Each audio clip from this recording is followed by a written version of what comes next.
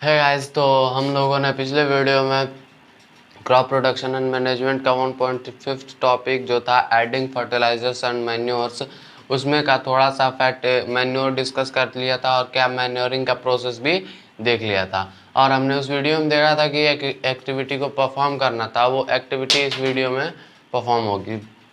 तो इस एक्टिविटी में कुछ नहीं है, सिंपली हमें क्या करना है, एक किसी मूंग या फिर चने के बीज लेना है। बीज ऐसे जो जर्मिनेटेड हो, अंकुरित हो, और उन बीजों को एक एक बीकर में रखना है, एक एक ग्लास में रखना है। उन ग्लास पे लिखना है हमें ए, बी एंड सी।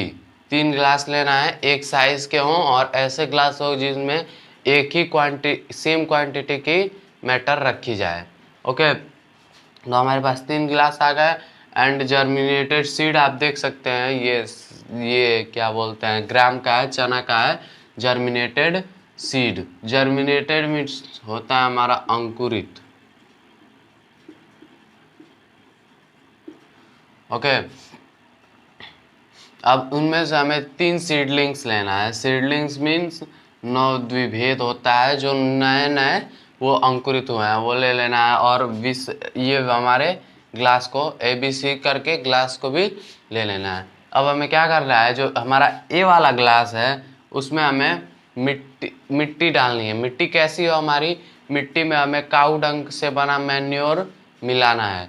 तो मिट्टी में हम लोग काऊ डंग से बना मैन्योर मिला लेंगे, ए में हो गया। एंड बी वाली मिट्टी में हम लोग क्या करते हैं, यूरिया मिला देते हैं। यूरिया मीन्स फर्टिलाइजर्स मिला लेते हैं। और सी में, अगर सी वाले ग्लास में मिट्टी डालेंगे तो उसमें क्या करेंगे, उसमें कुछ नहीं मिलाएंगे, सिर्फ केवल मिट्टी ही रख देंगे। अब टू ग्लास ए, ये तो पूरा प्रोसेस हो गया। अब क्या करना है, उसमें हमें सेम क्वांटिटी में वाटर डालना है और 7-8 दिन तक, 7-10 दिन तक वाटर कंटिन्यू डालते रहना है, एक ही जगह पे रख देना है। अब देखते हैं कि उसका रिजल्ट क्या हुआ है। तो आप देख सकते हैं कि ये पौधे कैसे हो गए हैं। अब आइए इस एक्टिविटी का ऑब्जर्वेशन देखते हैं कि हमने क्या देखा है इस एक्टिविटी में। आप लोग ये देख सकते हैं कि ये पौधे कैसे हो गए हैं। ए वाला ग्लास है हमारा मैन्योर वाला, बी वाला है फर्टिलाइजर वाला, एंड सी वाला है नथिंग विल एड, जिसमें सॉइल में कुछ ऐड नहीं हुआ था। तो चलिए इसके ऑब्जर्वेशन को देखते हैं। तो गाइज हमारी एक्टिविटी हो चुकी है पूरी, और एक्टिविटी में हमने क्या देखा कि मैन्योर वाले प्लांट्स धीरे ग्रो कर रहे हैं और फर्टिलाइजर्स वाले प्लांट्स जल्दी ग्रो कर रहा है, और जो हमारी सॉइल है बिना मैन्योर और फर्टिलाइजर्स के, उसके प्लांट्स और धीरे ग्रो कर रहे हैं। तो उसके प्लांट्स ग्रो क्यों कर पा रहे हैं, क्योंकि हमारी सॉइल में भी पहले से न्यूट्रिएंट्स प्रेजेंट होते हैं, इसीलिए उसके प्लांट ग्रो तक कर रहे हैं, मतलब ग्रो तो कर ही रहे हैं। अब आइए देखते हैं फर्टिलाइजर्स एंड मैन्योर्स का कंपैरिजन। मीन्स इसमें एक कंपेयर करेंगे फर्टिलाइजर्स एंड मैन्योर्स को, और कंपैरिजन का जो रिजल्ट होगा वो अगले वीडियो में मिलेगा डिफरेंसेस भी देखने के बाद। जो हमारा फर्टिलाइजर्स है वो हमारे क्या होते हैं, रासायनिक पदार्थ होते हैं। Fertilizers are chemicals which are rich in a particular nutrients. जो हमारा एक फर्टिलाइज़र होगा वो किसी पर्टिकुलर न्यूट्रिएंट्स में ही अच्छा होगा, किसी खास न्यूट्रिएंट्स में ही ठीक ठाक होगा, अलग न्यूट्रिएंट्स नहीं प्रदान करेगा। जैसे हम अगर NPK अपने फर्टिलाइज़र में डालते हैं, खेत में डालते हैं, तो हमें क्या मिलेगा, नाइट्रोजन मिलेगा, फॉस्फोरस मिलेगा एंड पोटेशियम मिलेगा। NPK का फुल फॉर्म क्या होता है, नाइट्रोजन, फॉस्फोरस एंड पोटेशियम। ये के पोटेशियम का ही सिंबल है। आप लोगों ने अगर आगे पढ़ाया जाएगा, ये सिंबल्स आगे आपको 4th चैप्टर में मिलेगा, मेटल्स एंड नॉन मेटल्स में। तो पोटेशियम का सिंबल के से होता है, और फॉस्फोरस का P से, और नाइट्रोजन का N से होता है। तो हमने ये इसका फुल फॉर्म होता है, याद रखिएगा, एग्जाम में पूछ सकता है। NPK means nitrogen, phosphorus, potassium. Okay, अब हमारा जो यूरिया है, यूरिया एक अलग ही न्यूट्रिएंट मीन्स अलग ही न्यूट्रिएंट्स इसको प्रदान करेगा। और ये क्या है, अमोनियम है, तो ये अमोनियम सल्फेट अलग न्यूट्रिएंट प्रदान करेगा। एंड पोटैश है, पोटैश अलग न्यूट्रिएंट्स प्रदान करेगा। मीन्स आप जिस तरह का फर्टिलाइजर डालेंगे वो उस तरह का न्यूट्रिएंट्स सॉइल को हमारे देगा। और अगर आप मैन्योर डालते हैं तो मैन्योर की तो कोई बात ही नहीं, वो कितने न्यूट्रिएंट्स हमारे सॉइल को दे सकता है। अब क्या होता है, फर्टिलाइजर्स हमारे कैसे हेल्पफुल होते हैं। फर्टिलाइजर्स क्या करते हैं, जो हमारे फील्ड में जो क्रॉप्स ग्रो होती हैं उन्हें जल्दी ग्रो करने में हेल्पफुल होता है। जैसे मान लीजिए हमारा गेहूं है, धान है, ज्वार बाजरा, ये वीट राइस पैडी इंग्लिश में, ये सब है हमारे, तो एक बेटर ईल्ड देता है। मीन्स हमें एक बढ़िया उपज देता है, बढ़िया क्रॉप देता है और जल्दी देता है। मीन्स अगर फर्टिलाइजर्स डालेंगे तो हमारे क्रॉप क्या होंगे, थोड़े घने उगेंगे और ज़्यादा उगेंगे। बट उसमें भी एक क्या है, अपवाद है। वो क्या है, excessive use of fertilizers has made the less the, यहाँ पे हम लोग सॉइल कर लेते हैं, छूट गया है शायद, द सॉइल लेस फर्टाइल। जो हमारे फर्टिलाइज़र क्या बना चुके हैं हमारे सॉइल को, हमारे सॉइल को लेस फर्टाइल बना चुका है। मीन्स ज़्यादा फर्टिलाइजर्स यूज़ करने से हमारी सॉइल क्या हो गई है, अपनी फर्टिलिटी, अपनी उर्वरकता खो चुकी है। अब fertilizers have also become the source of water pollution.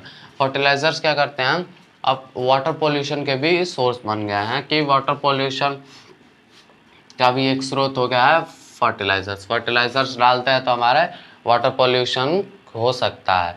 इसलिए फर्टिलाइजर्स का एक्सेसिव यूज़ नहीं करना चाहिए।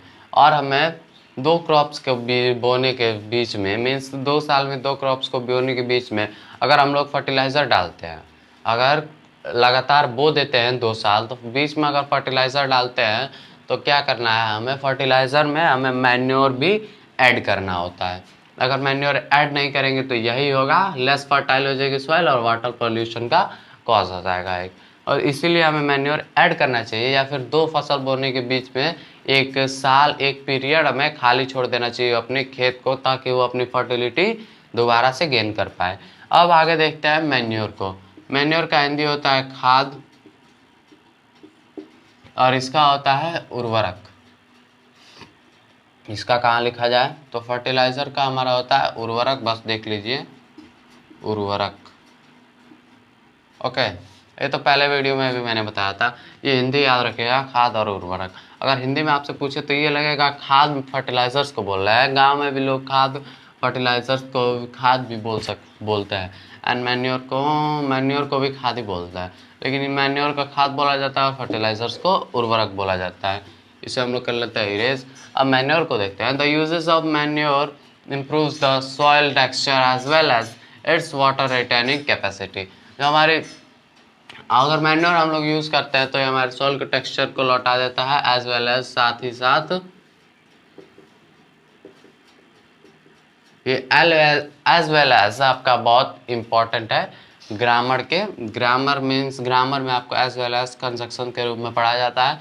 और ये एज वेल एज अगर आप ग्रामर पढ़ते होंगे तो जानते होंगे कि ये एज वेल एज क्या है। एज वेल एज का मतलब साथ ही साथ होता है। The use of manure improve soil texture, जो हमारे सॉइल का टेक्सचर होता है उसे इम्प्रूव करता है। एज वेल एज साथ ही साथ वाटर रिटेनिंग कैपेसिटी, जो हमारी इसकी क्षमता होती है, वाटर को रिटेन करने की क्षमता, रखने की क्षमता होती है, सॉइल में वाटर को रखने की क्षमता होती है, इसे क्या करते हैं, इंक्रीज करती है। और ये क्या करता है, डिक्रीज करके हमारा वाटर पॉल्यूशन का एक कॉज बन जाता है। ओके, अब देखते हैं हमारा it replenishes the soil with nutrients. ये हमारा क्या करता है, न्यूट्रिएंट्स के साथ हमारे सॉइल को रिप्लेनिश कर देता है, दोबारा इसमें न्यूट्रिएंट्स प्रदान कर देता है। तो मैन्योर हमारा क्या करता है, सॉइल मैन्योर से थोड़े धीरे ग्रो होते हैं, लेकिन मैन्योर बिना ये फर्टिलाइजर अधूरा है। ओके, अब हम अपना देखते हैं क्रॉप रोटेशन। क्रॉप रोटेशन क्या होता है, तो अगर हम लोग क्रॉप रोटेशन का डिफिनीशन देखें तो हम लिख सकते हैं व्हेन टू और more different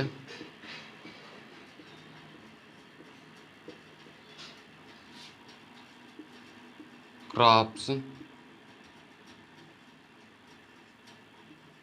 ये जी है, grown at a field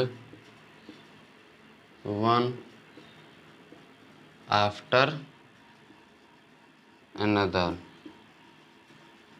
means एक के बाद एक के बाद एक हम जब लोग क्रॉप उगाते हैं डिफरेंट टाइप के, तो हमारा क्या होता है, वो हमारा कहलाता है, this process is known as crop rotation. तो the process of growing two or more different crops at a field one after another is termed as crop rotation। तो crop rotation हमने देखा, this used to replenish the soil nutrients, ये हमारे soil nutrients को क्या करता है, दोबारा से गेन करा देता है, सॉइल हमारा दोबारा से न्यूट्रिएंट गेन कर लेता है। अब नॉर्थन इंडिया में अर्लियर मैन जो थे नॉर्थन इंडिया के, वो क्या करते थे, पहले एक लेग्यूमिनस प्लांट बोते थे जिसे हम लोग फोडर कहते हैं, चारा कहते हैं, चारा को भैंसों और गायों को खिलाया जाता था। उनकी जड़ों में एक राइजोबियम नामक बैक्टीरिया होता था जो हमारा क्या करता था, सॉइल में न्यूट्रिएंट्स को फिर से गेन करा देता था, मीन्स रिप्लेनिश कर देता था। ओके, अब क्रॉप रोटेशन का अगर हम लोग बुकिश लैंग्वेज में मीन्स देखें कि इसका मीन क्या होता है, मीन्स अर्थ क्या होता है, तो देख सकते हैं आप लोग, this can be done by growing different crop alternately. ये क्या कह रहा है, ये कैसे हो सकता है, डिफरेंट क्रॉप्स को alternately means one after another करने से हो सकता है क्रॉप रोटेशन। और ये इसी प्रोसेस को मैंने यहाँ डिफिनीशन में बताया। आपको अगर डिफिनीशन मेरा वाला आसान लगे तो एग्जाम में लिखे, या फिर इतना बड़ा आसान लगे तो एग्जाम में आप लोग लिख सकते हैं।